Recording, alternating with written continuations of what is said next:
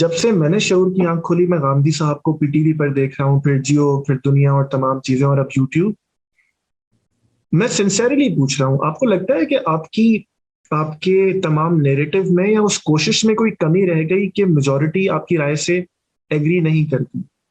میرا خیال ہے اگر آپ اس کو محض اسی پیمانے کی بنیاد پہ پوچھنا چاہتے ہیں تو میجورٹی کا اس طرف نہ آنا خود اس چیز کی نشانی ہے کہ اس نقطہ نظر میں بہت قوت اور بہت جان ہے. اس لیے کہ میجورٹی جو ہے وہ سوچنے سمجھنے کے اوپر کسی نقطہ نظر کو اپناتی نہیں ہے. اس طرح ابتدا میں نے یہ بات عرض کی تھی کہ میجورٹی کے اندر نظریاتی لوگ، چیزوں کو علم کی سطح پر، تدبر کی سطح پر اختیار کرنے والے لوگ، یہ بہت قلیل تعداد ہوتی ہے، بہت چھوٹی تعداد ہوتی ہے. میجورٹی فالوورز پہ مبنی ہوتی ہے.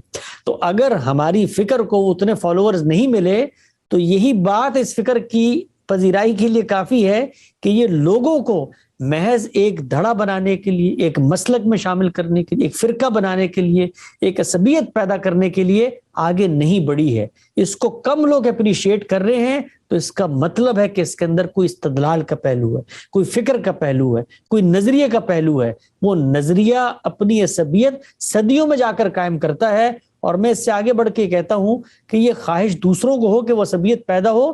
ہمارا مسئلہ تو صرف یہ ہے کہ ہم نے 50-60 سال کی عمر گزارنے کے بعد خدا کے حضور میں حاضر ہو جانا ہے. ہمارا امتحان کیا ہے؟ ہمارا امتحان یہ ہے کہ جس بات کو ہم نے درست سمجھا ہے اس بات کو بے کم و کاست جو میسر ذرائع اور پیمانے ہیں ان پہ بیان کر دیا جائے.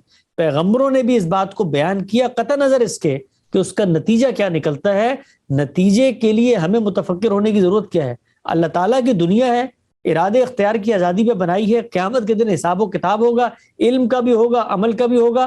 اللہ کے حضور لوگ پیش ہوں گے، پوچھ لیں گے ہم نے یہ کون سا اسلامی انقلاب نافذ کرنا ہے کہ ہمیں بندوں کی ضرورت ہے اور اس کے ذریعے ہمیں اتنی بڑی عصبیت حاصل ہو جائے گی. ایک بندہ بھی بات نہ سنے. لیکن ہمارا یہ اطمینان ہو، ہم خدا کے سامنے جائیں تو پورے یقین کے ساتھ اور پورے اخلاص کے ساتھ کھڑے ہوں کہ پروردگار عالم جو بات ہم نے سمجھی تھی وہ لوگوں تک پہنچا دی.